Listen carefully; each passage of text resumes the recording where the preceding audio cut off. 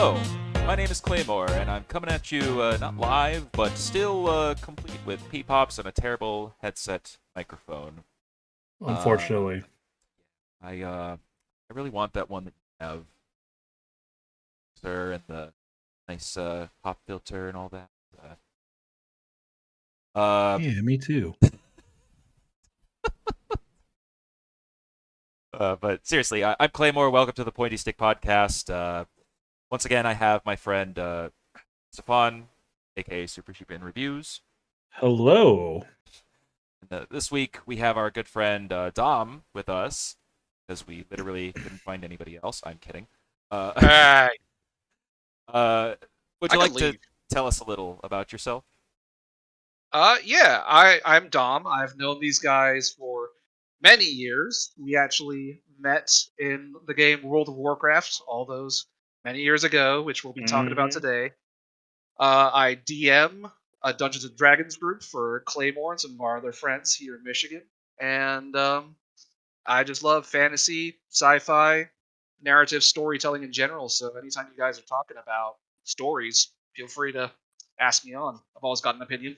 I'll think about it. for, Will We'll fight. we'll allow it sometimes. Mm, for mm. for real, We'll call you. I got it. I get it. Yeah. for real, Dom is one of our good friends. We love him. We thought it would be a good idea to bring him on because we're going to be talking about the new Blizzard mobile game, hmm Arclight Rumble. That's going to lead into probably a lot of discussion about general and their other games because we all have quite the history with them. And we also Indeed. wanted to talk about the upcoming Kenobi Star Wars show because we all enjoy Star Wars here. We're very hopeful for what that show might bring. I know Stefan over here, uh, Dom especially too, are really hopeful that it's going to be good. We want to get into a lot more there about Star Wars in general too because it's such a big part of today's culture, you could say. I mean, who doesn't know Star Wars, right? Special editions came out right when we were young enough to be impressionable.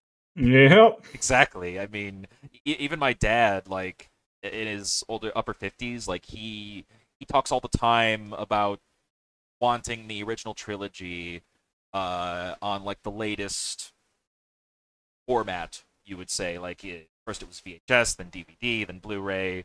Uh, I'm pretty sure he still has the VHSs somewhere hidden in his house. Like, you know, Now it's just all on Disney Plus. yeah, for it really gives us For better or worse. yeah, I Yeah. was gonna say it really gives us a decent picture of the current times, right? For better or worse. You know, nice having it all in one place. Way too many streaming services. But anyway, yeah. So without further ado, let's get started. Right. So the first thing we were going to talk about was the new Warcraft game, and of all hmm things, it's a mobile game, which Yes. I suppose is a new thing for Blizzard. Uh, as far as it seems, I mean, we've all at least seen the trailer, or we've seen uh, the press reviews, uh, hmm and it's just how do I put it? It's not that it makes me uncomfortable, but it's quite the new direction for Blizzard, especially considering that we have history with this game developer. I mean, I would like literally. I met you guys and our friend Joe through World of Warcraft, Yeah. essentially. So Basically. like, you know, we've played that game. We've played other Blizzard games. This is very just interesting, and I suppose in a way polarizing too, in a few ways. Yeah. So yeah, There was definitely some negative feedback from the announcement trailer and other places on the internet. Uh, as one might expect, you know, yeah, of course, for of it course. being the internet, right? Yeah. It's kind of strange that they chose to be so quote unquote cringe about it. It's not necessarily that that's what it's just how it's being perceived by the general public. Well, not the general public, but by the general like Blizzard audience. Now, Blizzard fanboys can be kind of toxic, so whatever, but Yeah, we are. No. it's No. it's interesting with everything that's going on with Blizzard, and I don't think any of us want to go into that aspect of the controversy Yeah. that Not that's that we been don't going want on. to talk about it, but that's not what we're here to talk about. Well, it's also been talked about to death. I don't think there's Yeah. anything we can really add to that conversation. Yeah. But you would think that with all the controversy that would be that's going on, that they would have like a PR person to actually get some good PR out there, and it just doesn't seem like they're focused on that. They just kind of seems like they're wrangling together whoever they can find, and some people find it cringe, and it's kind of unfortunate because yeah, it's a mobile game. That is kind of suspect at the beginning, just because no one really likes mobile games. They don't have a good history. They tend to be very predatory, correct? Among Blizzard's But audience, at least, I mean, they were a PC developer for the longest time, right? right, and then you also had the Diablo Immortal "Don't you all have phones" thing, right? So I was gonna say, like, who would want to get on stage and talk about this game after that? no one, not a single Yeah. person would want to No do that. developer is I gonna don't get on blame the stage and director talk at about their all. new Yeah. mobile game. I don't envy his job. Which, Yeah. again, that you'd think that they would hire a PR person to do that. Someone who's like it's been their job. They're a professional PR person.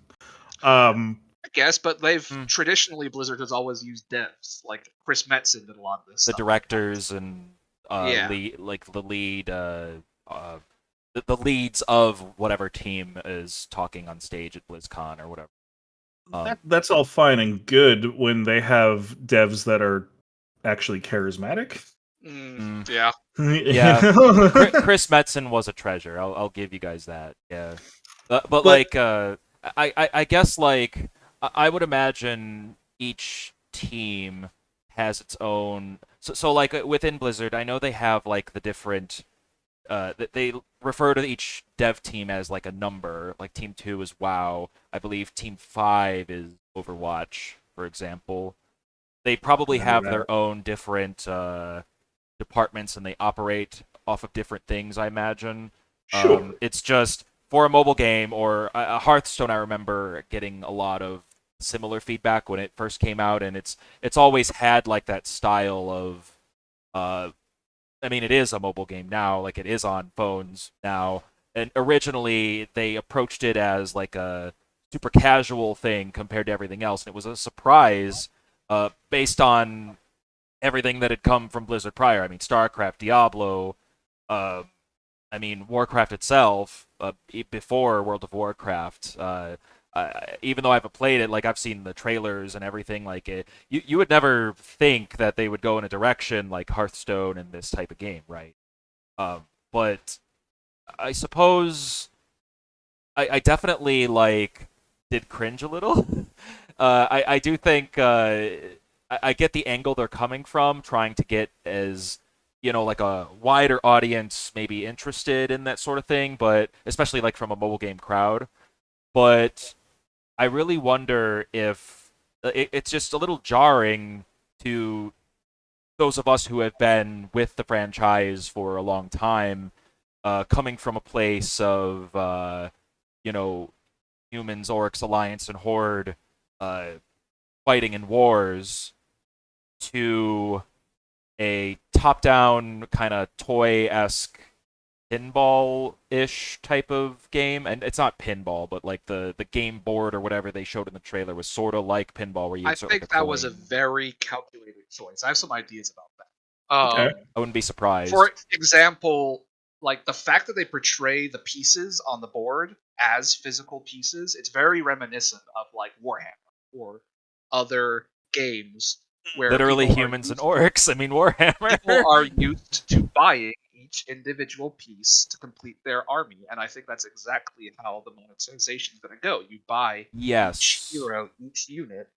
that you use in the game. Like, so you'll probably get a bunch up front, but then to expand your arsenal, it's probably what they're trying to evoke, that like having their arms pop off and like emphasizing the physical toy aspects of the characters is preparing you to be buying each of these things. It does seem calculated in that way, right? And That but could make sense. yeah. To be fair, I will say, and correct me if I'm wrong, Stefan, because you watched the same GameSpot preview that I Uh-huh. did. The game is going to be free, and the guy was, and I apologize, I don't remember the guy's name, but It was a he while. said that the amount of units that you get just by playing the game was very respectable. Like, they don't push the monetization into your face at all. There wouldn't be loot boxes or anything like that. Like, they confirmed that up front, basically, like within the first few days that the game was revealed, which is great. I mean, loot boxes I feel like are on the way out, and they're generally not a good Other than practice Gotcha. nowadays. Oh yeah. Yeah. But like, the way that they plan on monetizing it is exactly as you say.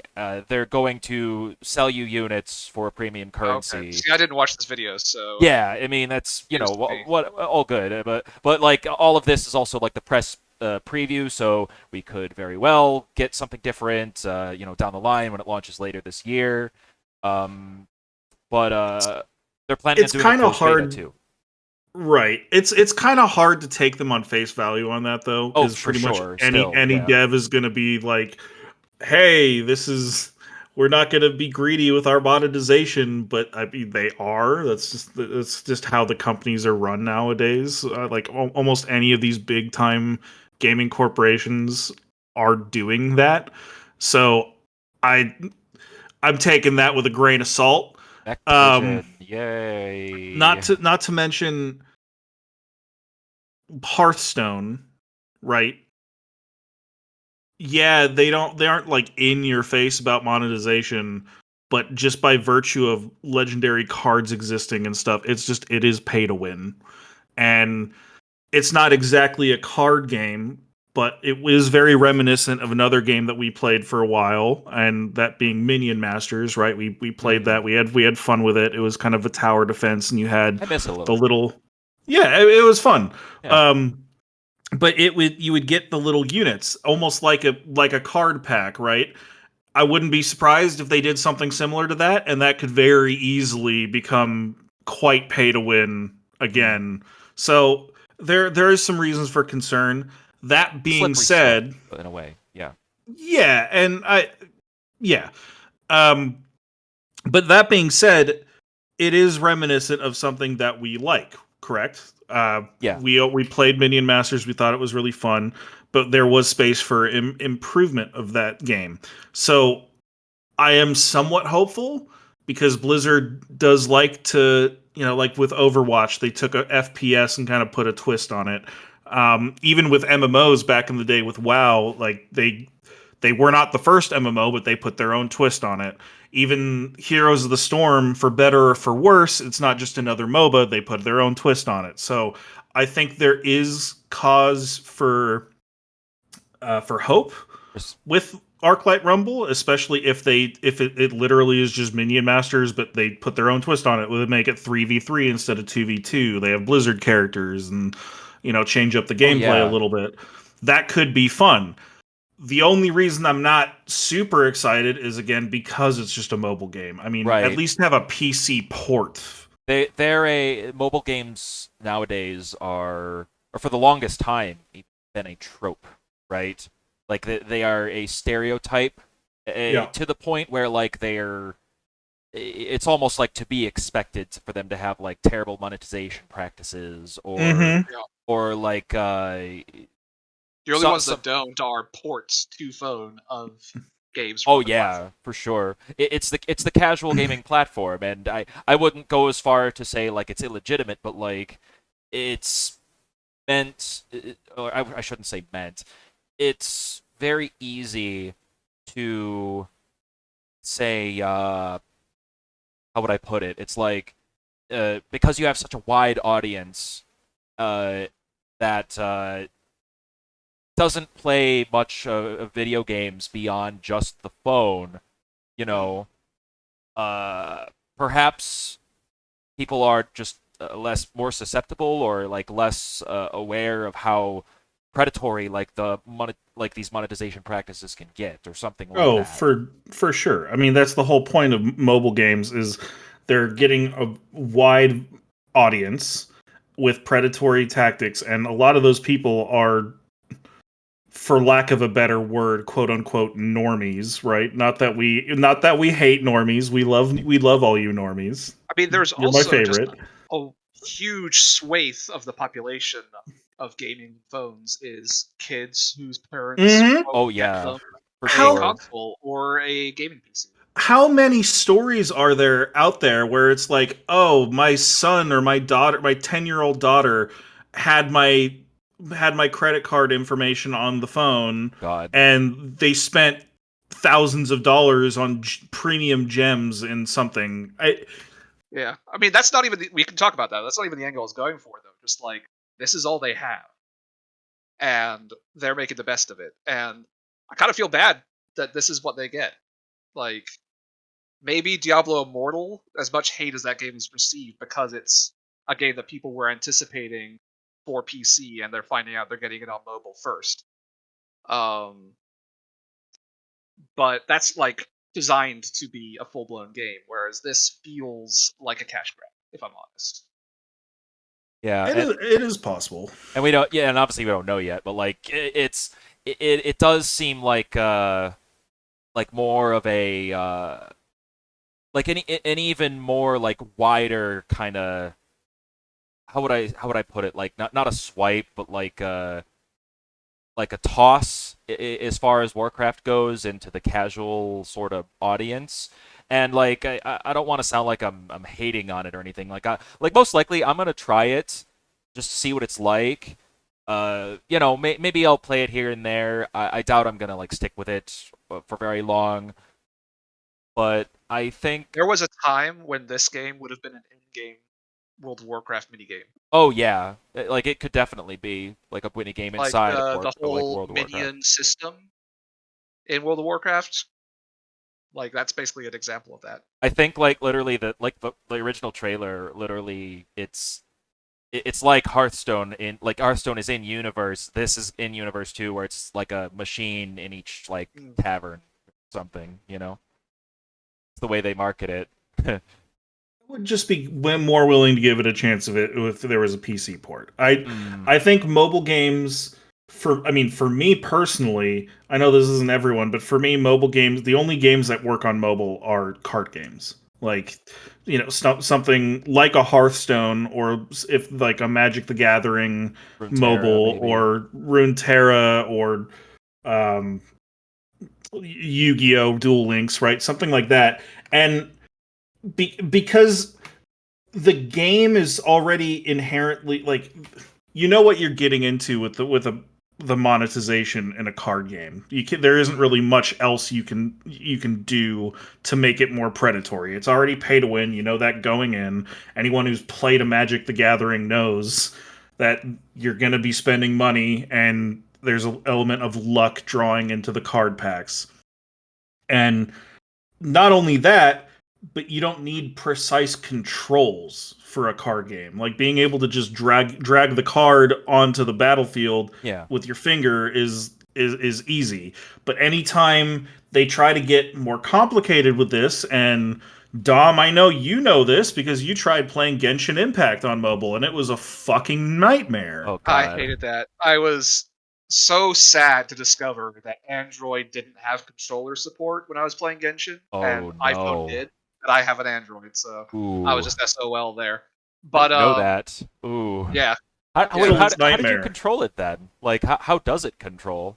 with like touch Oh controls. no. Yeah. Yeah. Oh. I mean, I didn't even have it as bad as I could have because people who were using a bow character were just effed. Oh It's completely no. fucking rude. Yeah. Oh, I'm really glad I didn't try that. Holy crap. Not that I hate Genshin, it's just That said, wow. though, Like, I've heard of bad control schemes on phones, I but kind holy of hell. don't hate touch controls for tower defense. Oh, yeah, for sure. Yeah. Like tower defense, you set up your towers, and it looks like because it's a Blizzard take on it, I'm guessing that the heroes you put on the board will have abilities that you can activate.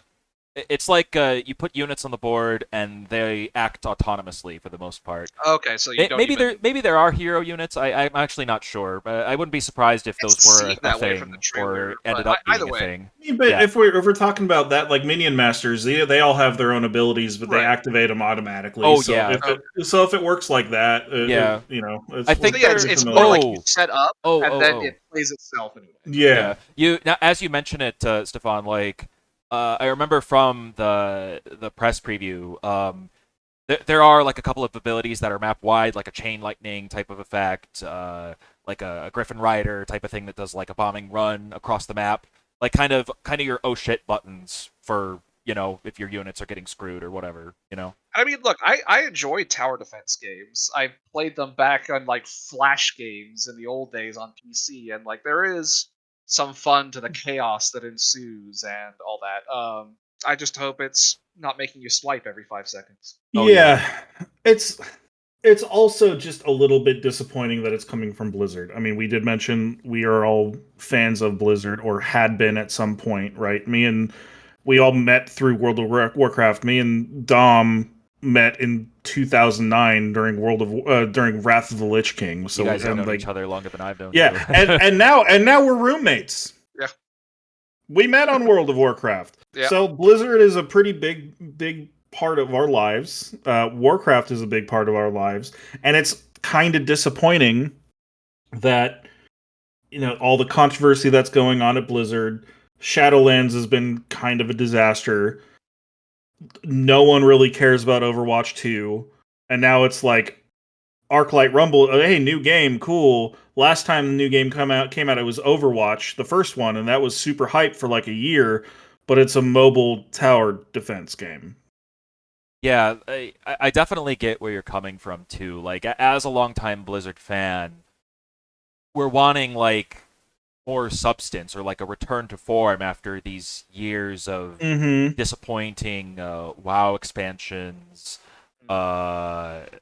Pretty like It just kind of screams, "We're bleeding money. Let's come out with a mobile game." Because From what I they're cheap understand, and they have a long reach. the look Yeah. in the present. Yeah, I see what you're saying. Like the look given the present reality. From the outside looking in, of course. I mean, obviously we don't know a lot of things, but Sure. the look going out and looking at this from the outside just says, at the very least, Blizzard is changing for better or worse. At worst, if I were to be a complete just doomer, Blizzard, just as we knew it, is no more. And not to say like that's. I mean, it's what you say. It's disappointing in a way because there is kind of a feeling there of what about the core players? Like what are we going to get? I mean, personally, I'm willing to give these things a chance, but like they're not going to stick with me. I feel like World of Warcraft has, like D3 did for a while. Hell, I even tried StarCraft 2 when it came out just because I loved their game so much, and I'm terrible at RTS games. Yeah. So like I don't know. It's like Well, maybe the audience is oh, just sorry. changing, or maybe just it feels like we're at worst it's like it we're being almost overlooked, feels like right? all of their senior developers from back when we loved the company don't work there anymore. That's very true too, right? Yeah. Or Well, they're some for righteous reasons. Oh no, absolutely. I'm not advocating that. Oh yeah, everybody for sure. should still be there. No, Yeah, but yeah. I think a lot of those people who created those experiences that we fell in love with Yeah. just How aren't there anymore. how many studios have been started by like their second dinner, who was Ben Brode, who is the director of Hearthstone. There's Mike Morheim himself started his own studio now too. Metzen went off and started a tabletop company. Yeah, it's like there's Ouroboros or tons of them something. now. Tons of Pretty much every MMO that's not an Eastern MMO as well. It's like, oh, these are all Blizzard devs. I mean, they don't One always time or work another. out. Like cough, cough, WildStar, cough, cough, cough, cough, cough. Those were R.I.P. those were Wildstar. the I did like WildStar. Those were the vanilla devs, or some of them were, Mm-hmm. right? Yeah, the original WoW Yeah. devs. I have to say, I'm not aware of. Maybe you guys are of a game made by a large amount of former Blizzard employees that has stood the test of time. There might be one. I don't know nearly enough to say one way or the other. I mean, even Are we Claymore, talking? Are we talking like a live service or MMO, or are we talking just in general? just in Any general, game, I think any yeah. game. The first thing that comes to my mind, even though I wouldn't say it's absolutely massive, but they've made they've made a trilogy. Torchlight. Oh, Oh, I okay. believe oh, okay, I believe those were the original Blizzard North devs that made okay. Diablo Torchlight 2. 2 and 1, they're both great games. They're kind of hitting a Blizzardy kind of patch right now, with their most recent releases, but we don't know how that's going to shake out in the Yeah. long run. But Like I'll be honest, like I I mean, forgot about that's the example, I Torchlight. guess, that I was looking for. Yeah, I'll be honest, I forgot about Torchlight until you just mentioned that just Mm. now. But like Yeah, they made Torchlight I think 3 they're coming and out with a new. It's like either the new mobile experience for Torchlight oh, or okay. like something's coming out quite soon for That's them. kind of that's a funny coincidence if that's true. But Yeah, Yeah. but yeah, like I mean, at the very least, I'd say like the phone is like a legitimate platform for having games too. It's just for like we said, it's like for fans of these genres and games for a long time, it feels weird, but at the same time, like as a longtime Blizzard fan, it's just where as a boomer, I weep for how it's turned out because look, the phone is such a more capable gaming platform than any Game Boy that's ever that's existed. that yeah, that is And yet the I would Game agree. Boy has all of these amazing titles that we love, like RPGs, like real game. Like I would be We all happy to grew up pay on 30 Pokemon, for forty God's dollars sake. for a full game experience on the phone, but just nobody's offering. Well, it's because that's not the kind of devs. The people who are making mobile games are people who are trying to make easy games and make easy money. I mean, think of I'm not even trying to throw this person under the bus because he got his money and he made, he wasn't like a serious dev, but think of something like Flappy Bird, right? Everyone's trying to be the next Flappy Bird, the low effort, shitty game that just blows up and makes them a shit ton of money. That's Yeah. the mobile market. It's quite a lot of it, at least. Like usually the top charts you see lots of free games. They're very simple, and because they're highly Or repetitive and fun for most people, yeah. or stuff like Summoner's War, which is also like Raid Shadow Legends ripped that off, or there's a Star Wars skin for that, or Fire Emblem Heroes is kind of a rip off of that. There's either the shitty Flappy Birds or the Summoner's Wars rip offs. Like that's the mobile market. You And then don't there's really. Genshin, which is But a it's not a good game. it's not a mobile game though. I mean, you And can it's most on people play it mobile. on Not mobile. originally, maybe. More people No, play it on mobile than PC. I promise you. I Really? promise you. Around the world, That's insane. yeah. Was it on mobile They first? don't play it well on mobile. I probably not, but I mean, so people like in Korea, especially, like playing on your phone is the norm for all games. Like Lineage 2 is a phone game, and that's like their biggest I know MMO that that they've one. ever made. Yeah, but that's also like a 20-year-old MMO. Like that doesn't require a whole lot of thought and precise input. Yeah, I'm just like, so there are high effort good games being made for the phone. I just Yeah. wish that they were following a more traditional boomer business model, because I think it Hmm. could succeed on the phone and For make as sure. much money as other box games because everybody's got a phone in their pocket. But it's just you can make more money if you monetize it and track it, kind of. Yeah, Makes sense.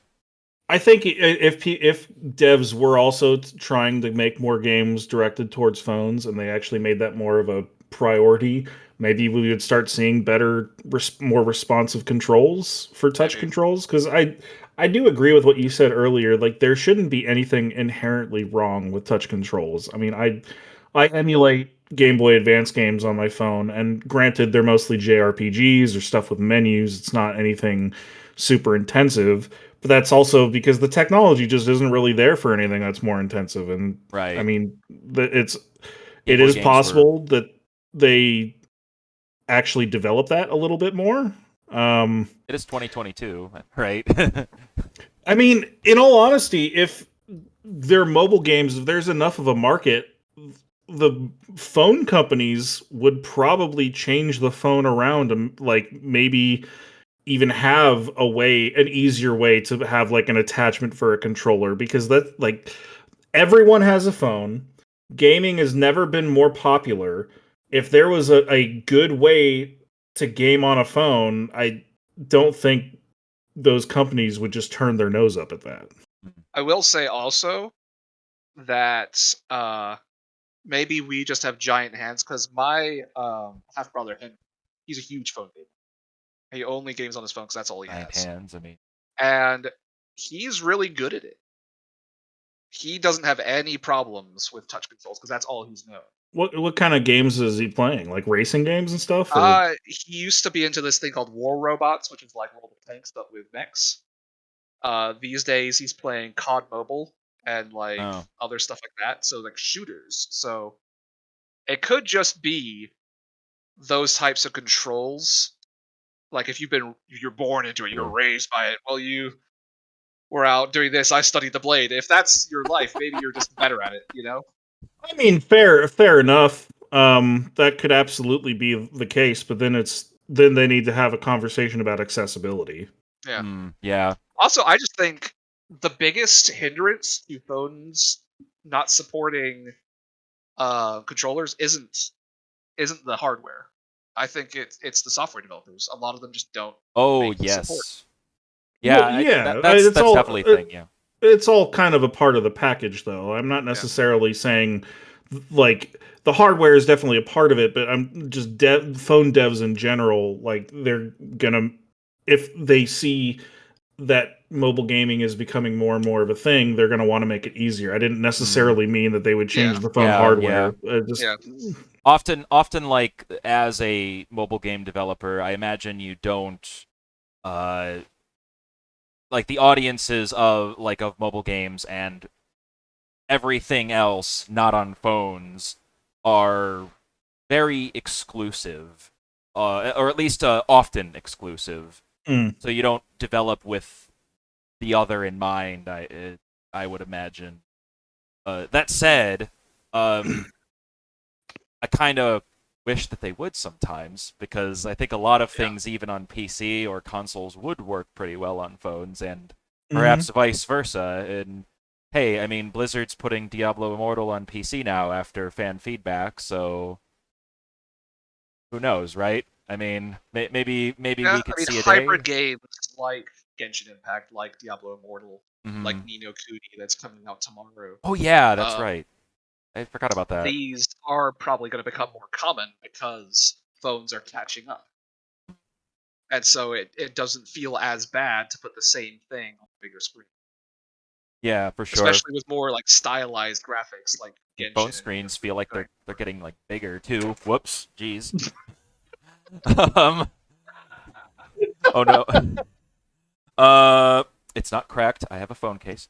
Uh, What the fuck? yeah, like and about like the big hands thing. I mean, Yeah, I don't know, but yeah, I mean, with Blizzard, it's like, uh, I mean, like you've said, Stefan, like it just so it's very jarring to be having them make mobile games, and I have no doubt that I'll be cynical, and I mean, with with no evidence to the contrary, Activision is definitely a part of it. But at the same time, if I were to at least try to be positive and I'm usually the one that does, I guess, but because I still play WoW even now. But You're like no resident yeah, Blizzard shill. It's fine. shut up. You can't deny it. I don't shill for them, but like We're I just know messing with that's the joke, the in joke. Little bit. But like little shill. uh, pay me in WoW But tokens. Uh, um, I totally lost my train of thought now. sorry. God damn it. Um, if I were to try to be positive about their mobile games, I'm at least kind of happy they're branching out in a way, trying new things. Maybe they'll make something and it'll be revolutionary for all we know. I have no Blizzard has doubt. never like not innovated. I feel Yeah. we were talking about this earlier. They always put their spin on something, Oh yeah. and I think Yeah. that if they're going to continue forward as a company, they need to continue innovating. And I must admit, it's hard not to see how the phone market is growing and not want to be. For sure. And Yeah. like I've said I've like in World of Warcraft, for example, I see people all the time talking about oh the new zones and all the new systems are shit. Why can't we go back to the old days and whatnot? And you know, I certainly understand and I agree, to a point because the old stuff was fun and a lot of the new stuff just seems more at like driving player engagement instead of actually being fun, like telling us how we should play their game instead of us playing it how we want to. But That's I could go precisely the I problem could have go on with for World of hours about Warcraft. that, so I won't do anything there. Yeah. But like at the same time, I think there's something worth considering to that point where the audience for the game, the audience for Blizzard even, perhaps it's just changed over time. Perhaps we're not, or I say we, but like perhaps people like or players like us who grew up on their games, there's still something there and we still feel nostalgic and maybe we'll try their games every now and then, but perhaps the reality is, as sad as this makes me feel, is that maybe I'm just not part of their core audience anymore, you know? Uh, Maybe. I I don't know. But part of it I still think is like you know, them doing things that they should do things, for all parts of their audience too sometimes, right? I mean, I don't know. think that's a little bit too sentimental because if you look I at other guess. MMOs like Final Fantasy 14, like ESO, I Oh mean yeah. even though it died immediately, but how many players New World have, I think that market is still there, Oh yeah. especially when we're talking about Warcraft. So what I think is happening is I think Warcraft is ignoring their fan base, and that's why they're forcing them to leave because they're like, I don't like what you're doing, but I do like what Final Fantasy is doing because this reminds me of Wrath of the Lich King. There's certainly something like there too, for sure. I, I, I'm willing to bet that it's a little from both columns because I imagine a lot of people who grew up on the game in 2004 through like say early 2010 or like through Wrath, uh, a lot of them probably can't commit the same kind of time and resources into the game. Like they probably have families and whatnot That's too. where I was planning to come in. Yeah, like Yeah. I think that on some level, nostalgia is a very powerful force, and that any game that releases and that is part of your community when you're like 18 to like 25 is gonna just be a golden memory. Sure. Cue And Nickelodeon and Cartoon Network exactly, and like I think there's definitely a bit of a pedestal that old WoW is on. Um, but at the same time, I think that the reverse is also true, and that's why people are so angry. Is because like they have these golden memories of old WoW, but also WoW is also worse than it was at the Yeah. same time. oh yeah. But again, going back to Final Fantasy 14, and I know it's not perfect because a lot of people who are ex-WoW players don't really like the weeb aesthetic or whatever, but even when you get to max level, there's way less pressure on you than in WoW to keep up with the Joneses, right? To Yeah. keep playing every single week. Yeah. There is a middle ground that has been found by their competitor, and they're still just choosing to lay on the The engagement. yeah, like the forcing players to feel like they have to play all the time. And I think that is a huge mistake on their part. They're ignoring what people are telling them, and it feels not punishing isn't the right word, but I guess like there's like an immense amount of pressure on players to keep playing. It And feels like a game run by metrics rather than by fun. yeah, Oh, like yeah. I haven't played since Endwalker released, but I don't really feel like I'm missing out. Whereas, like, In Final Fantasy, It'll right? still- yeah, in it'll Final still be Fantasy there. 14, it'll still be there. Yeah. Even if I don't play any Endwalker at all and wait till the next expansion, I can play all through the Endwalker. All the raids will still be relevant. I won't feel like I'm behind. But with WoW, going back to Shadowlands now, There's two raid just tiers you basically missed out on that are no longer relevant. There's Yeah. world content that's no longer relevant. Yeah, like the way they design the game is sub 2007. You know? Yeah, and I'm not just trying to like say, "Hey, Final Fantasy 14 is amazing and WoW is shit." Yeah. Like I said, I haven't played Final Fantasy 14 since Endwalker release. That was like 6 months ago. Mhm. So it's not even that I'm trying to shill for Final Fantasy. It's just it's very clear that they have competitors that are doing things better than they are. I'm even me and Dom started kind of playing a little bit of ESO, just Elder Scrolls Online, just a little bit casually. And I mean, I'm just leveling through playing it like a single player game, but it's maintained my interest as well because of how little pressure there is within the actual world to play. And I want to play, I don't have to play. Whereas I feel like the last time I played WoW, especially if we wanted to do any kind of rating at all, I felt like I was being forced to play the game, forced to do my dailies, forced to do Mhm. my mythic key runs, and it got to the point where I'm just like, you know what, I'm fucking done. Yeah. I'm done. It was that way for, oh man, like even Legion had a little bit of that. Oh yeah. As good as Legion was. But I actually like enjoyed Legion, so I didn't mind it as much. But with Yeah. Battle for Azeroth and Shadowlands, not the same case. I feel like one flash in the pan game that most of us played. I don't think you touched it, Claymore. New World. Mm-hmm. That was driven, I feel, in the early days by FOMO. Like By- literally, if you didn't play enough, get strong enough, then the other players roaming the world were going to roll over. And I feel like that was why it started off so popular, because like it's new, it's exciting, you want to log in, and then it hooks you with the FOMO. And then it just fell off a cliff when people just got to the end game, discovered there wasn't enough game here for all of this FOMO, and it just died because people were like, I don't want to dedicate time to this. Yep. Yeah. And I think that games being driven by a fear of missing out is just an old model that kind of needs to go away.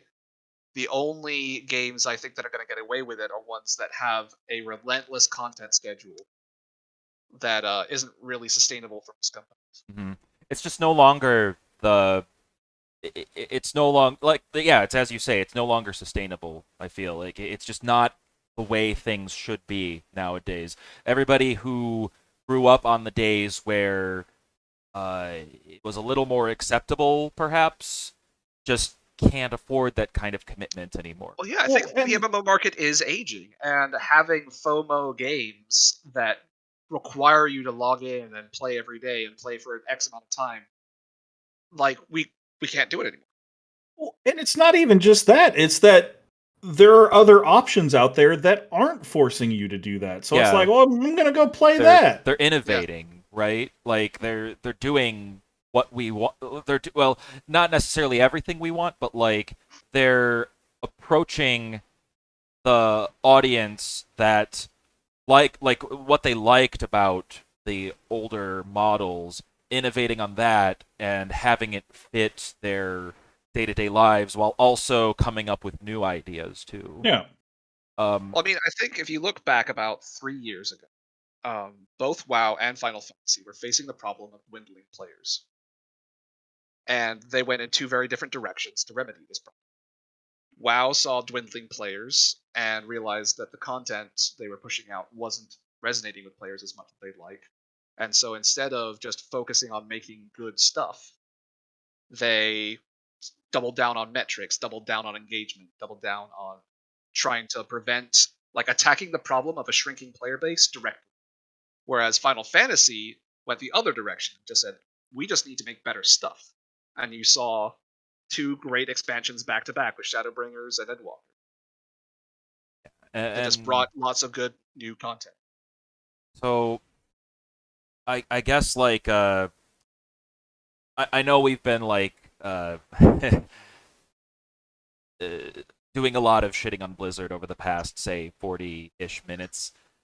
I will say, to attempt to bring this to some kind of positive, I'm sure at least there's some semblance in all of us that still likes Blizzard, we love that game. given all of the above. They have been doing better. As someone who you are currently playing the game, so you would know better than us. As the local Blizzard shill,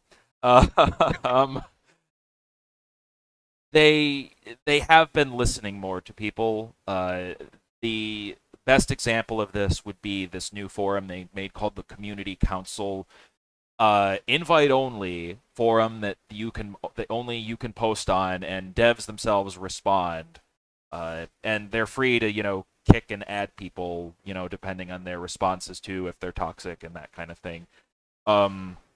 It's really revealed a lot of the logic behind some of the things that they've done.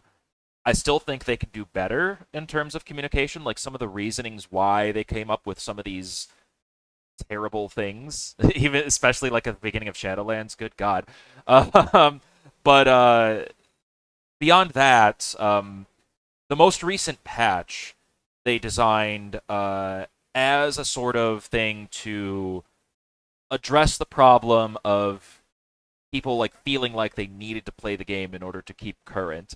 Literally all the content in the new zone, or I shouldn't say literally, I mean, I know that word's like overused, but vast majority of the content in the new zone is aesthetic and optional. There's no player power tied to it. There's nothing that you need to do in order to unlock it except do the story campaign, which you're probably gonna do anyway. And even there's even an item where not an item, a machine you can go to that allows you to craft like tier pieces. Which, by the way, tier pieces are back. Thank God, that was an important part of the whole experience. Seriously, like I remember like at the time they were saying something like, we've already explored like 20s odd things of how we can do the class fantasy of these armor sets and blah blah blah. We're gonna give our artists a break. Well, at what cost? But hire more artists. But yeah, don't overwork your artists. Hire more of them. You're Blizzard. But yeah, I guess like overall, it's a start. They're definitely showing that they are capable of doing these things. And in the new expansion, they're already they've redesigned the talent system. They're talking about there being no like artifact power or Azerite power kind of system. I mean, who knows? Because it isn't even like in public or even in alpha yet. But like, right? Yeah, I mean, I'm looking at Stefan's face, and I'm feeling the same way. Like, I'll believe it when I see it. Yeah, I don't want to get into this. Like, we're definitely reaching time. Sure. So like, we need to wrap up our thoughts. So I don't really want to say this next thing because it might spark another conversation. But like, if I can say it, and maybe we can table it and have this conversation in another episode. Sure. the only reason I don't believe in that is because it's a repeating cycle with Blizzard. Is they Yes. start off the expansion with some bullshit system that they're shoving down your throat, and then no one ends up liking it. They come out with some fixes at the end, and then the next expansion comes out, and it's either a good like Legion or it's another shitty expansion where they try to do the exact same thing again. Right. And like, am I gonna try the new expansion?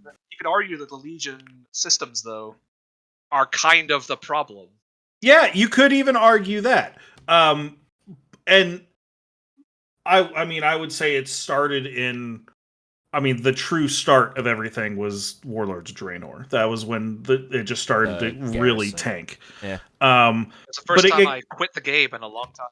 Yeah, and again, I don't want to start like a super long conversation about it. Again, we can have another. We can have Dom on for another episode, and we can continue this because I do think we could talk about WoW for hours, like all of us. Yeah, we really could. I do think it's important at some point, but we are getting to time. Yeah. So anyway, I guess yeah. overall final thoughts. Yeah. Overall, like I think an appropriate term would be, or I mean, still it is a cycle, but comparing where we are right now to where we were, say, pre-BFA, pre-Shadowlands, the term would be positive skepticism. They're communicating more, they're making a lot of changes that seem to have been received well right now, but it could always become another BFA where we introduce these new systems, they're shit, and they use half the time to fix them instead of making new stuff, Maybe we should just take this as a positive, and that Blizzard is making their game less fun so that we can all get on with our lives.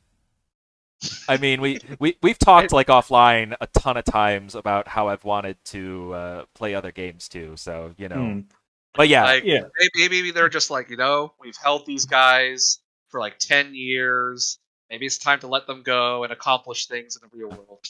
Yeah, I definitely wouldn't say I'm as positively skeptical as you are. I'm definitely more just skeptical. That being said, I'm willing to try new things and like have an open mind with it. So even this mobile game, I'll download it, I'll try it, I'll probably play it for a couple days. If it's good, I'll play it for like a week or more, but I'd probably play it a lot longer if it was a PC game. But again, I will try it.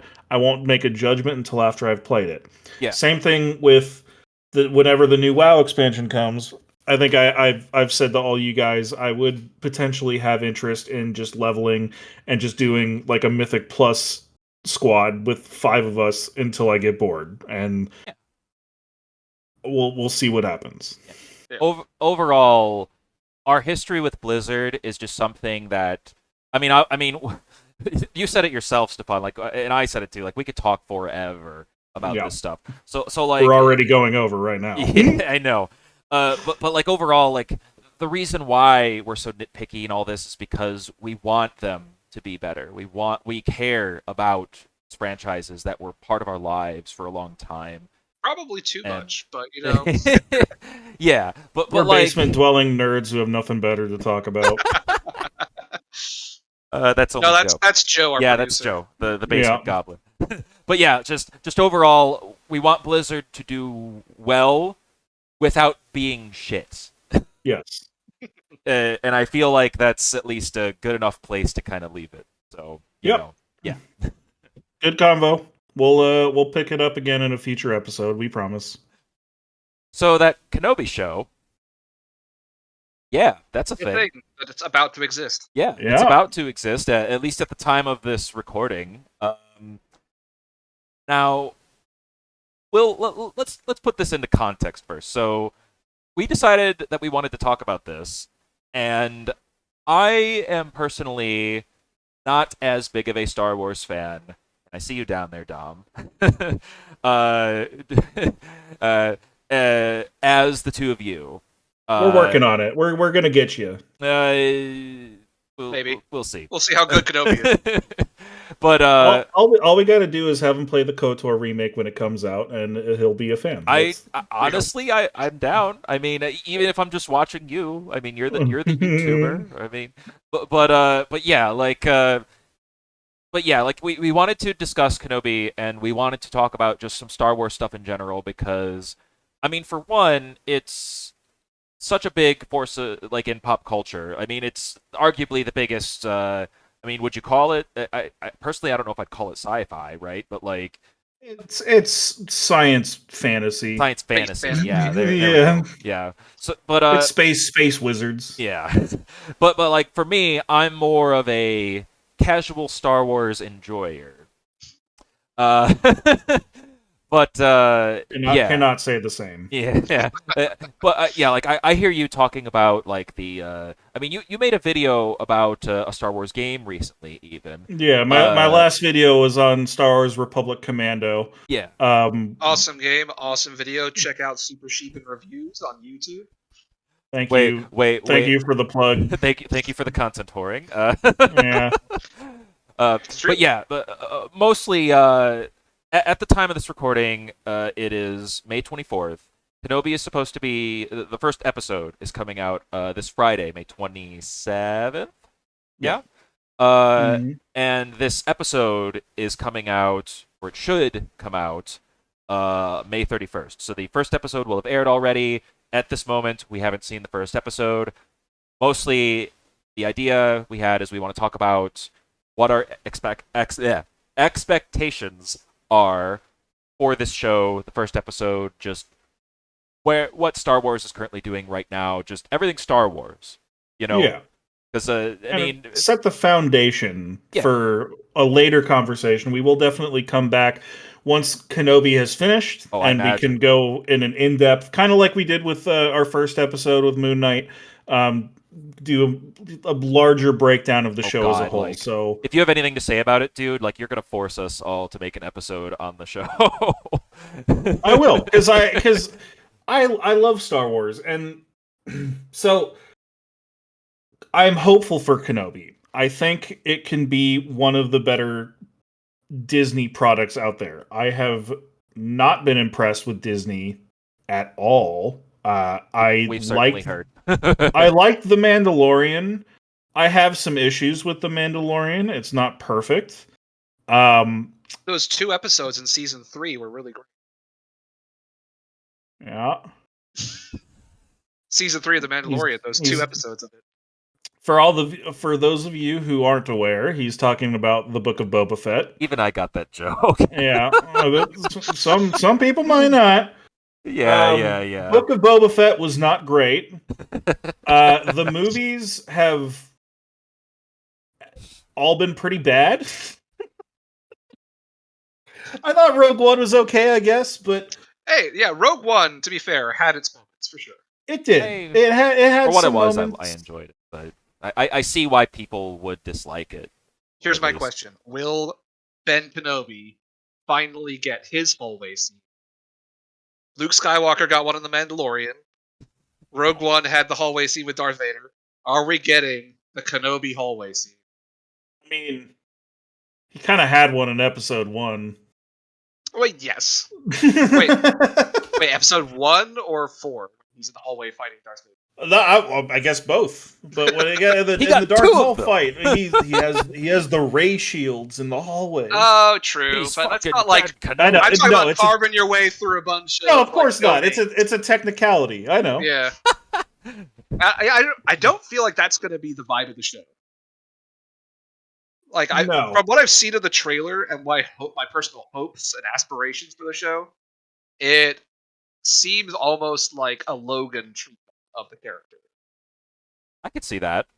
That'd be awesome. The only problem with that is this is supposedly the not lowest rating as in like score of like how good it is, but the lowest rating as in it's a PG rating, not a PG-13 rating. Oh, okay. So that kind of conflicts with the whole unfortunate, Logan. I know. Yeah. I want an R-rated Star Wars so bad. Were the just so bad. Were the movies or any of the shows PG-13? off the top of your head? All the Most of movies, them, I thought, all the yeah. movies were. Oh, I they mean, were okay. the OG trilogy was PG, but again, PG was meant a different thing back then. Oh yeah, I imagine for sure. Yeah, PG-13 I don't think even existed back when the original trilogy came out. I'm pretty sure that was like a 90s invention because of Christian moms. I I see you with the mean, straight face yeah. over there. that wasn't even a joke. I think that's just a statement. Anyway, But I would love if Kenobi was that, like, more of a a serious character study, more of an emotional thing, because of course Kenobi is going to be going through all kinds of crazy emotions, having lived through Order 66, having to seemingly kill his apprentice or his Padawan and best friend. We know Hayden Christensen is going to be back in the role. We're assuming we're going to see Darth Vader. I've seen lots of people saying that they hope for a lightsaber duel between the two of them. I actually am the opposite. I think that there shouldn't be a duel between Vader and There will Kenobi. be. maybe it would feel cliche or something. Well, but they also, like, in the OG trilogy, in A New Hope, the implication when they're fighting is that they haven't fought since the duel on Mustafar. That it hasn't been since the incident. So I feel like having a lightsaber duel in Kenobi with them would kind of cheapen that a little bit. And if I'm gonna be honest, I feel like that's kind of been a lot of what Disney Star Wars has done, and even things like the Clone Wars. Now, I like the Clone Wars, but I kind of felt that way even by just. I know I'm gonna piss off a lot of people here. Sorry, Brian. Yeah, I don't know if friend. I fully agree with where you're going on this, but I'll keep going. But I mean, like, we all have our strong even opinions. Just whatever. well, okay. So even by introducing someone like Ahsoka Tano, right? Fine character. I get why people like her. I really like Rosario Dawson too. But the fact that she supposedly has this super deep relationship with Anakin and is this such an important character, but is never mentioned in the core trilogy. That is a problem. Never mentioned in Revenge of the Sith. It just kind of seems like it came out of nowhere and it was unnecessary. It And feels not canon. yeah, exactly. Yeah. It feels like I'm very it aware feels that like this was filler. written. Yeah, and so Star Wars kind of has a history of doing that. So I wouldn't be surprised if there's a Darth Vader Kenobi fight that kind of cheapens A New Hope. Same way how I feel like Solo, just by existing and just by explaining Han Solo's backstory, kind of cheapens him as a character in the OG trilogy as well. I mean, I think that is a problem with ongoing universes, is that any time you give a character agency, especially in some sort of prequel, it kind of messes with what comes after unless you're very, very careful. Yeah. And that's, I think, a part of the reason why Disney Wars has been so egregious is because there were things like the expanded universe that kind of flushed out some lore. And sure, it wasn't perfect. There was lots of garbage in the EU as well, but I read a lot of it. I did too. I played EU games. I mean, Knights of the Old Republic is technically, well, it's Legends now, but like Knights of the Old Republic 1 and 2 are my favorite games of all time. There are rumors it's going to be brought into the canon, or at least the Revan story. Dude, when the remake comes out, it has to. The fact that Revan isn't already canon, when like Kylo Ren's mask was basically just Revan's mask, and Rey was basically just like a young Bastila. Like I don't understand why they're all willing to pay homage to it, but not just bring it into the canon. It should be canon. It's probably the best Star Wars story that isn't the OG trilogy. It just come on, just for those who make it haven't canon. tried it, we were talking about phone games, Knights of the Republic is out on phones, and it's one of the best games on that platform. Wait, really? Yeah. I didn't even know that. What? Yep. Mm-hmm. It's been ported, and it's a great port. Oh. You played it on the plane, didn't you? I did. Oh shit. Yeah. Wow. Let me hang on. Yeah, it was one of the best games from like 2001, and it's got a great port. It's one of the most popular non-microtransaction games on any app store. As much Yeah, as much as like a casual enjoyer as I am, like I always hear about Knights of the Old Republic, so I'm very curious. It's a lot of game. $10. it is I mean, it is a lot of game. It's $10 it- isn't bad. I was always a Star Wars fan, but it was the one that, I mean, it's the reason I bought an Xbox back in the day. I mean, not I did. I guess I didn't really envision this being a KOTOR Doesn't have topic, to be. It but could be a little detour. but 100,000 downloads. I remember going over to my friend's house and they had Knights of the Old Republic on Xbox Original, and I remember playing just the intro and Terrace.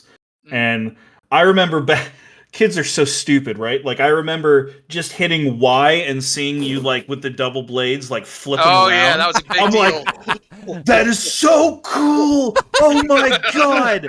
And then like, Then you go out in the yard and you get 2 sticks and. well, then what blew my You're the mind next even Star Wars more is I thought it was so cool, and then my friend is like, "Wait, check this out," and we saved my new file, loaded his up, and he had 2 lightsabers, and so he did that, and then they turn on as you flip, and like I literally went home that day. I'm like, Dad, I need an Xbox. I need Knights of the Old Republic tomorrow. And it didn't happen tomorrow, but it happened like a week later. Nice. Oh, that's amazing. I love stories like that. And I mean, yeah, Star Wars games, yeah, they're hit and miss. A lot of them are really great. And like the whole Disney acquisition of the property, I feel like we could have and should have seen so many more great single player Star Wars stories. Oh, dude, like the EA like exclusivity deal, I think, has just recently fallen off, and we're now just seeing the we're just now seeing the product of that. Like, they did make one great game, which does tie back to Kenobi. Man, Fallen Order. Jedi Fallen Order. Was that Respawn? Yes. Yes, it was. They're under EA still, but it did get reviewed very, very well. It was a good game. They're Yeah, gonna make another one. Kind of Dark Soulsy. Yeah. With like it's sort of respawning, and it's slightly higher than average difficulty. Mm-hmm. Okay. It was a competent action game. It And had also, the feel of being a Jedi pretty well, I thought. it brought back some EU things into the canon as well, like the Witches of Dathomir, which Ooh. is something I always thought the Witches of Dathomir were really cool. I thought Dathomir as a planet was really cool. Played Star Wars Galaxies back in the day, all that kind of good stuff. And importantly, it brought in the Inquisitors, which are something that connects back to Kenobi because we've seen them in the trailer. I have some thoughts on the Inquisitors. Fair.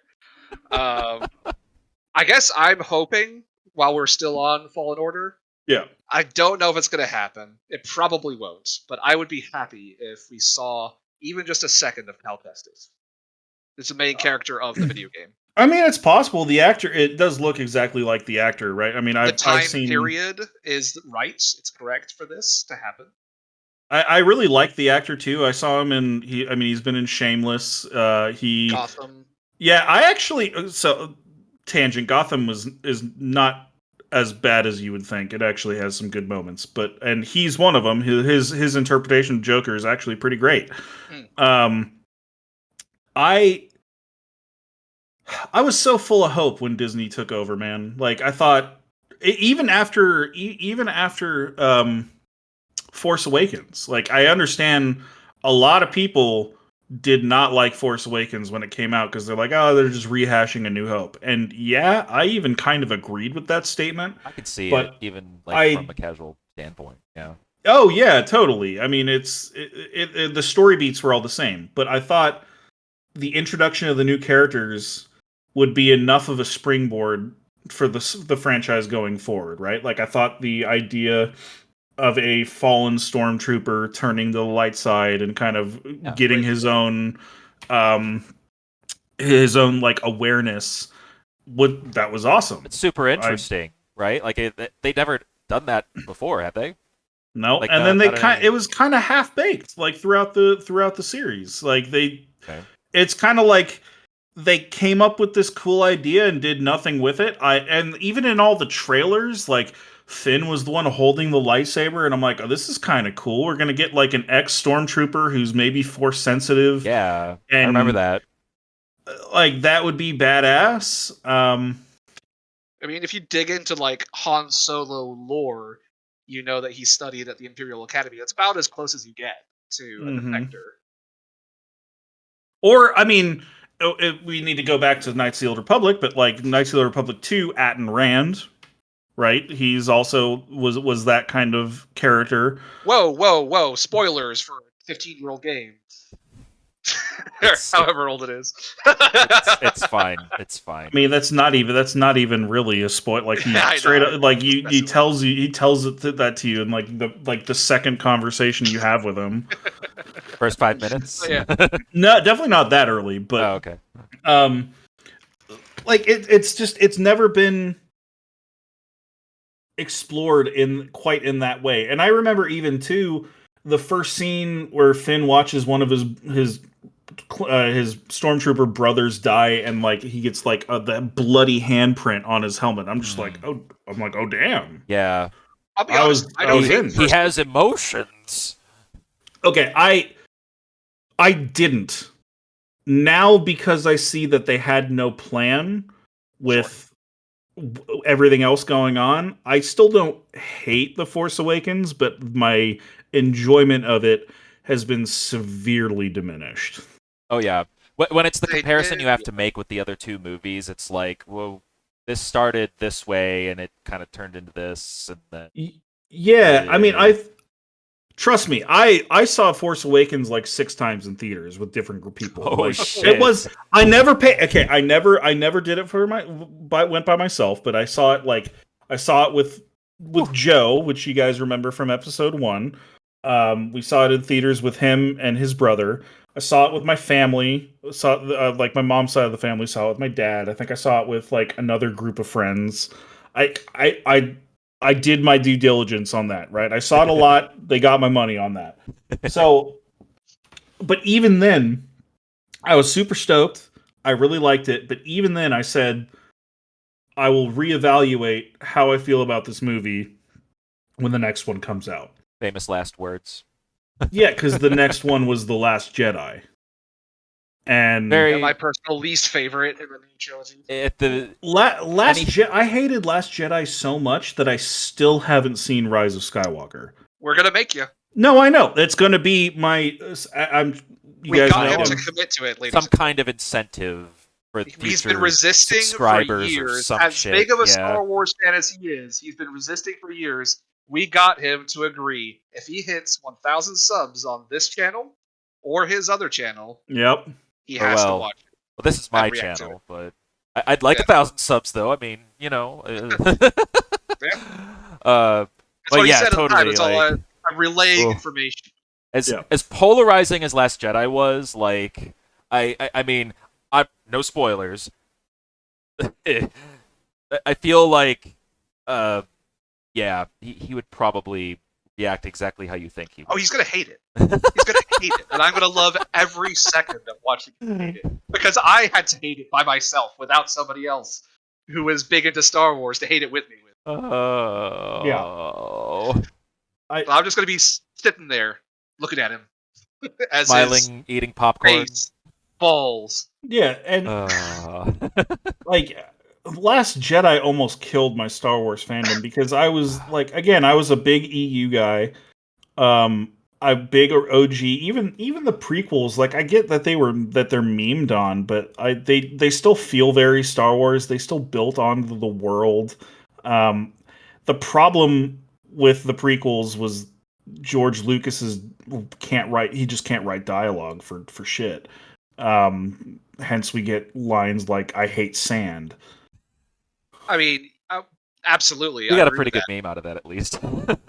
It is interesting that Hayden Christensen's coming back because he Mhm. received, I Cool. think, now given years of retrospect and the new movies that have come out, the new stuff, Hayden Christensen, I don't think he did a great job, but I think that the dialogue was far more to blame than he was. Oh, I completely agree. writing. So Yeah. the reasons I agree with that is because Natalie Portman is a phenomenal actress, and she was terrible in both episodes 2 and 3. I mean, some of those, Anakin, you're breaking my heart. I don't know you anymore. How can you deliver that line? And then the response is like, you turned her against me. Like, oh my I think it god. was Harrison Ford way back in the day who, during the filming of the original trilogy, said, "You can write this stuff, George, but you can't say it." Yeah. That makes so much I'm sense. paraphrasing, I'm sure, but like basically saying you can write this stuff down on paper as much as you want, but it just sounds weird coming out. Well, and in the original trilogy, it wasn't just George Lucas having like his pet project, right? Like, yeah, it was, but he had writers on staff. I mean, one very famous one, Lawrence Kasdan, right? Well, he had people who were on an somewhat more equal terms to be like, hey, you got to change this, Georgie. This is kind of bullshit. Having multiple minds. Whereas there. Yeah. he didn't have that in the prequel trilogy, and I think that's the issue. I don't think the ideas were bad. All the Star Warsy things and the world that was built on the prequels was good. I think that's why we have so many good prequel games. And Is prequel because memes. yeah, but you know, I just reviewed Star Wars Republic Commando, and that is all because of the Clone Wars and the prequels coming out. That game would not exist without the world that George Lucas built in the prequels. So I think there is good there. Even the expansion on what Jedi are, someone like Qui-Gon Jinn talking about the Force. I mean, sure, the Midi-chlorian thing sucked, but that's just another example of if they had another writer to just be like, "Hey, Georgie, that's bullshit. Get that, get out, get rid of that." Get it We got together. another pretty Yeah. good meme out of that. Yeah, like too. the world building. I don't think anybody is angry with the world building No. in the prequels. Like people meme on the pod racing, but This is pod. confession bear time. I love the pod racing video game, so I kind of don't care about pod racing being classic. the original trilogy. Yeah, episode Classic 1 Racer was N64 a sick, game. me and Dom were talking about it earlier today. It was kind of ahead of its time too as a racer, because you could have interchangeable parts and upgrade your pod, and then you had different pilots that were good at different things, and then those courses would be, different pilots would be better on certain courses. It was awesome. Like, you didn't see that in every just straight up racing game. Yeah. Mm-mm. I would like, so like my parents own this condo down in Florida. When I was a kid, I would go down there. There'd be like a kid's room with just TVs everywhere with video games and N64 on every single one. Half of them had that game. Like literally, I would go as far to say that game was defining for the N64, like iconic of its generation. It was a great game. And again, it's because the prequel trilogy existed. The world building was great. The problem with the sequels is not the dialogue. The dialogue was honestly pretty okay, other than the very egregious Rose Tico line at the end of Last Jedi. No hate to Kelly Marie Tran. She's awesome. Like, nobody she's should great. be hating on her, by the way. No, if you do that, you're an asshole. Yeah. Like, it was absolutely direction and writing was the issue. Yeah. But the problem with the sequel trilogy was the world building. There was episode 7. The biggest problem by far. Yeah. Yeah, episode 7 brought nothing new to the table. I mean, it brought some characters, but the world didn't change. It had that one monster in the Han Solo ship. Yeah, right? And then Rise of Skywalker had, I guess, Canto Bite, which was just a really, really heavy-handed allegory for Western capitalism, I guess. That was the And like, I agree with the message, even, but like, come I on. agree with the message. I agree it could exist in Star Wars. It just felt like such a random. that was the casino. Throwaway. Yeah, the casino, but Okay. it also part of it. The reason why it felt so egregious wasn't even the subject matter, but it was like these two characters escaped a ship that's actively being shot at and pursued, and let's just go on this little casino adventure while all our friends are dying. Just kind of Yeah. felt like it was Yeah. inserted into the movie there, just because it was an idea they wanted to do. Just to like have yeah. like this heavy-handed point that I even agree with, but it was just dumb. Yeah. And then should I just can I just cringe about the line? Go for it, man. Do it. You Like, go for it. I think as I'm bringing him up again, as YMS said in his video, or Adam, this line gave me cancer. Your movie sucks, for those who don't know. And that is when Rose Tico saves Finn at the end and says, "We can't win by fighting those we hate, but by saving those that we love." Yeah. An example of bad writing, everyone. Absolute genius. I mean, 10 out I of 10. thought it was a really deep line and defined the character. I can't even finish. I know where you live. Yeah. These three movies, like, so again, casual Star Wars enjoyer. On their own, if I completely ignore every single, I've at least seen all of the movies, and some of them it's been a long time. Okay. I've seen at least season 1 of The Mandalorian. Yes, I need to watch season 2. I'm sorry. You guys are probably going to force me to watch a couple of others too. I'm kind of sniffing an original trilogy like binge night. Honestly, Ooh.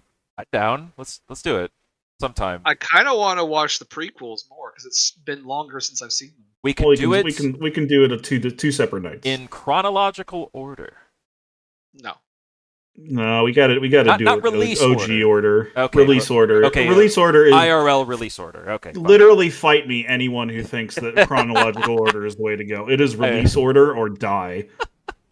Yeah. Personally, I don't care, but yeah, So if I ignore everything else and just look at these three, the sequel trilogy, like on its own, just as its own thing. Casual, from a casual standpoint, I like the first movie for what it was, probably because I enjoyed the original so much, all the beats being very similar. There were moments in Jedi that were cool. Even as light as I am with Star Wars, there's just so many things in there that just stick out to me and just make it so polarizing at best and just unenjoyable at worst. Bushlow, you're acting like you need to be some kind of crazy person to not enjoy Mary Poppins in space flying through the air. Was the cheesiest shot in all of Star Wars. I mean, I would rather watch Jar Jar Binks again than have to deal with Mary Poppins Leia. See, like, it's not that I disagree with the reasoning they gave for that, but like the actual shot composition was just atrocious. Like they could have done like bad Photoshop. So yeah. like how they did it, like the camera angles and everything. It's like, wow, just wow, how, why, just when, how, again. I don't know, man. It's just, and then the last movie I don't want to talk about too much because I don't want to spoil it for. Yeah, we can't spoil. We can't spoil a movie that I've literally know all about, even though I haven't seen it. I know exactly what happens in that shitty movie. That's why I haven't seen it. Well, I'm not going to go too far into it, but there's. We don't want to flavor your experience anymore. There are several. I will say there are several moments that called me back to The Last Jedi and why it felt so off to me. Well, And they had it's crazy they had too. to have continuity, didn't they? Well, that's the well, biggest see, you issue. say that, but don't they have two different directors? And, Yeah, no, that is the biggest issue, is that Disney had no fucking plan. They wanted to be Marvel with Star Wars, but they didn't do the fucking work that Marvel did. Marvel spent years establishing the cinematic universe. I'm not even that big of a Marvel fanboy, but I remember the early Marvel movies like Iron Man, like the first Thor. Some of them were not even that good, like the first Thor, but they kept building. Whereas Star Wars, they were like, okay, we're gonna come out with this new trilogy, and now we have all these shows planned immediately, and they didn't set anything up. They just assumed this is Star Wars, people will like it because it's Star Wars. And they were kind of right. There are plenty of fans of the sequel trilogy, even though it's absolute trash. But they didn't have a plan, and that's my biggest issue, is they got rid of all the old canon and then didn't come up with anything that was even comparable, let alone better. And now they've hired Dave Filoni and Jon Favreau, and they're slowly bringing more things into the canon because they understand that the old canon was just straight up better. Yeah. Jon I mean, Favreau. honestly, I would agree that that's the thing that I think they've done the best in their efforts in Clone Wars, in Mandalorian, and Boba, is recognizing what was good in the extended universe, taking it, pulling it in. I think they've done better with that than they have with their own unique efforts, unfortunately. Yeah, I agree. I think their unique stuff isn't terrible, but I think the best stuff that they've done is bringing in old canon. No, I completely agree with that. And it's very unfortunate that Disney kind of wrote other people into a wall with the sequel trilogy, because that's now that time frame can't really it's happened. It can't really be flushed out anymore. I mean, go for it. I can at least speak for Jon Favreau. I mean, Lion King is one thing. Live action Lion King is one thing. We don't talk about that yet. Unless we're talking about YMS, but yeah.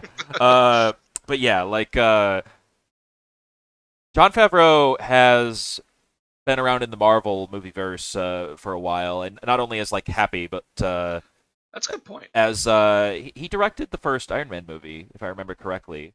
And I don't know if that movie's aged entirely well, but at the very least, it set up, all of these threads, and and him being like I'm sure I'm almost certain he's directed at least one other thing too.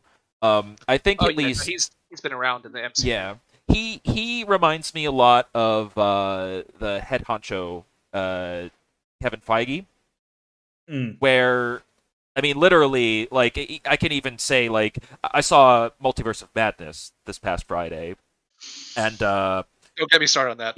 No, we're not going to talk about Multiverse of Madness. In the end credits, literally, I want to make sure I get his name right, so give me one moment on that. But like, there was Kevin Feige, and his last name was Despacito. They like literally. Despacito, yeah, he's in the credits of every movie. Yeah, that's exactly what I'm saying. Like, both of them are in the credits of every single movie as some sort of consulting or production role. And while one could argue that, and I don't disagree with this, one could argue that it kind of restricts the director a bit from doing what they want, and perhaps the movie suffers a little bit for that.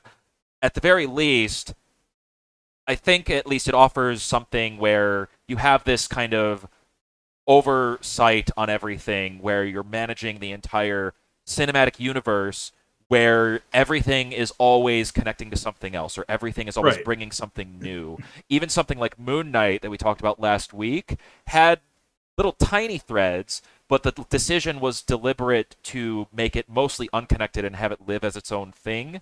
And perhaps they might bring him in the future, but I guess that's my point. Like, everything they do in every show and movie with Marvel seems very deliberate because they've planned it out so much and so well. That Yeah, is a good connection. I think that it's relevant to this because Yeah. he's worked on an extended universe before where they're very careful about keeping everything consistent and making sure that they don't ruin the world. And then he brings that experience to Star Wars, and his projects, whether you like their content or not, feel like Star Wars. Exactly. Yeah. I think there is a little bit more of a middle ground that they can find though, because I think For Marvel sure. actually found that middle ground with a couple things. So like Guardians of the Galaxy or Thor Ragnarok, right? Oh Where yeah. there was definitely a plan, but you felt like Guardians of the Galaxy was a James Gunn property. You felt like Thor Ragnarok was a Taika Waititi property. And with the problem that Star Wars has had is it's all based off of the directors, and then they hired two different directors to do a trilogy that's supposed to link to each other, and it just didn't that's not going to work. They feel So like I Disney properties. I mean, like, yeah, I almost feel like you could have different directors, just have a story ahead of time. yeah, Have no, writers that are exactly. consistent. If they had a writing staff come up with the entire story at the beginning before they even started filming Or at Force least the Awakens. outline. Yeah, even if it was just fucking bullet points, Yeah. just anything. What we do. Yeah, I mean anything to make it more consistent, because that is the biggest issue, is there was no consistency in the world that they were trying to build. Like all the technical aspects were awesome. Like it's objectively they're prettier movies to look at than even the original trilogy or the prequels. Like they all look really good. There's a lot of practical effects in them. I mean, even in I absolutely hate The Last Jedi, but like the duel on the sand and like how all the red is coming up and how I remember Luke that. Yeah. Luke doesn't leave footprints on the sand because he is like a force ghost, whereas Kylo Ren does. All that's awesome. The problem is the reasons why the fight are happening, not the fight itself. All the context feels like it's being, uh, like, of the bigger picture, the context feels like it's being ignored. Yeah. Whereas there's all these little details that are being paid attention to, which makes it feel. I suppose you could say it makes the entire thing feel much worse because you're looking at these little cool details, like the red trails in the. Like, that's the one thing I remember about that movie. Like, that was the coolest part for me. Yeah, it's the Uh, only cool part of the entire movie. but like, uh, having all these little things that were noticeable and cool and interesting, putting them like within this bigger mess of Yeah. just everything else, just makes it feel that much worse. Especially like someone like you who's such a massive fan of for such a long time, right? Well, so to even illustrate my point further, I think the only reason why Rogue One is the only new movie that I even remotely enjoyed was because it added on to the previous lore. It Yeah. gave you like in the original trilogy, especially in A New Hope, the whole Death Star having this technical problem that could have a chain reaction that blows up the whole thing is a huge loophole. Why would that be there? Rogue One gave a believable reason that it was placed there on purpose as a failsafe by a rogue scientist, and in a way that was a little bit hidden. That also makes sense why they would need these Death Star plans for that like all that worked out great. I love that about Rogue One. It added an extra layer onto something that I liked and explained it in a way that made sense. And it added on to the world. That's why it was good. And I think Kenobi has the potential to do the same. Yes. And Same. there's several reasons why I'm actually quite hopeful for Kenobi. So there's two main problems we've identified with stuff post original trilogy. The writing being bad and the world being sacrificed. Yeah. Who is the one character who escaped from the prequel trilogy with good dialogue, or at least well delivered dialogue. I feel like Kenobi. it was Kenobi, yeah, and Yeah. I I would agree with that, and I think a part of that was just Ewan McGregor. I think was doing his best I like Alec Ewan Guinness McGregor, too. impersonation, and so it was kind of the stilted, wise old man. But it was just as a younger man, I think he was able to make do with some shittier dialogue because he Fair. definitely Made it his personality, it felt like. in a he way. definitely had some pretty cringe moments, right? Like Yeah, the Sure. in the archives, I saw a security hologram of him killing younglings. like so there is some cheese. Oh. There's But some like, bad it's nowhere moments. near the same level as almost so any many other good character. memes from No, those of course- movies. of course dude. Like him not. and I Samuel love L. it. Jackson got through it. Yeah, I would agree with that. And even, I mean, even Count Dooku, right? But that's also because it's Christopher Lee is. yeah, he's a legend. But Yeah. no, I completely agree with you. I'm hopeful for Kenobi because of that. But then also story. They're already bringing in some stuff that we've seen in other projects, and I know you hate Inquisitors, but I don't have that same.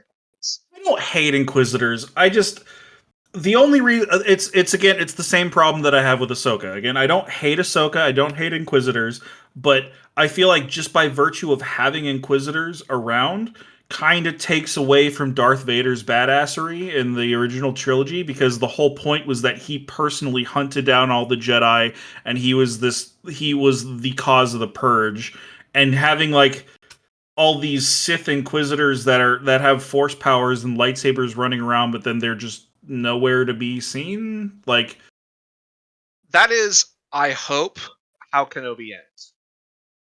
I hope at the end, Darth Vader's like, "Good job, you guys have done great. and he Thank just you very murks them much," all. and then just murders every single surviving member of the group. That Oh, would man. it would literally alleviate my entire problem with That Inquisitors. is if that my happened. hope for these, like, and maybe Well, Rogue one One, gets man. away to Or- sort of have a dangling thread that can be pulled on later.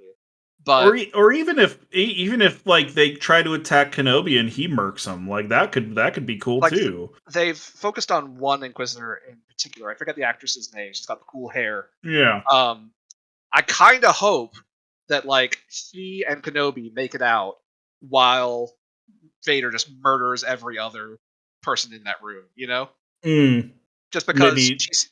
I mean, I don't know yet if she's a cool character, but she seems like it, and I wouldn't mind if she continued existing in the Star Wars universe. that could be interesting too, because then it could maybe set up something like a light side turn or something like that. Exactly. So, I mean, I think there is potential here. I'm not getting my hopes up too high because of all of the other Disney-ness that we've discussed thus far, but I think it's okay to hope for good Star Wars content. Positive skepticism. But yes. Yeah, I think if it is on the same level as something like The Mandalorian, by virtue of it being Ewan McGregor as Kenobi, it'll elevate it to the point where it's actually really good. Another thing, if there is no hello there, I'm going to be devastated. Oh, please. There- Please let it Devastating. happen. Oh my Ewan god. McGregor himself is aware of the meme. I wouldn't be Hell yeah. surprised if he even just ad-libs that Does somewhere. it? Yeah. Come Yeah. on, man. This show has to produce some new memes. I'm starved over here. Yeah, I mean, Ewan McGregor memes are top shelf. Oh my god. They're great. Yeah.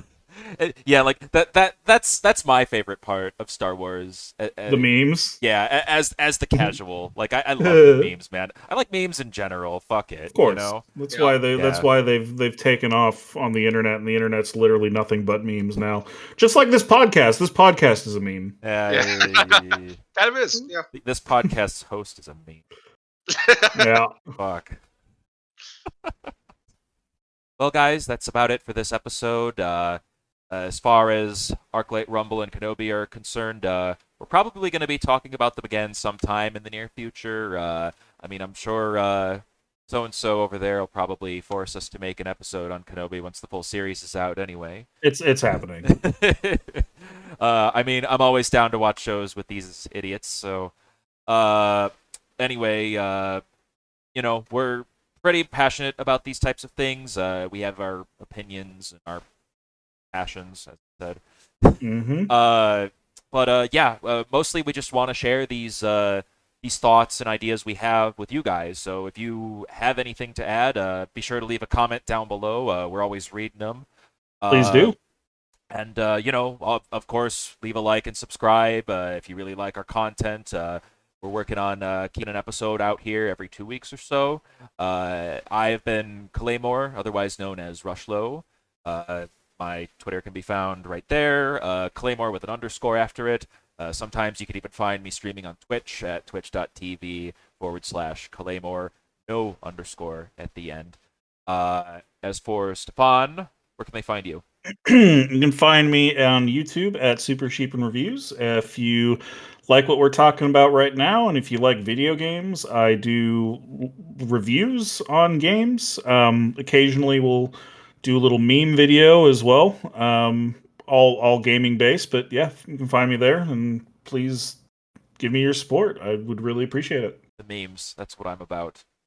Yep. And then Dom, we can't find you anywhere because you are the gatekeeper of the stairs for the Joe Goblin in the dungeon. Yes. True. You're not allowed to be on the grid because you need to protect the world from the dangers. It's a 24-hour job keeping him fed. He's protecting the world from devastation. Unite all peoples within Michigan. Yep. Uniting. You can find me online smashing things. You're usually the one that plays the warrior class or whatever, the Unga Bunga stuff with the giant weapons. Hence the smash at the end of your name. Yep. But anyway, hope you guys enjoyed this. Take care. Until next time, friends, we will see you next time. Bye. I just said next time twice. Fuck.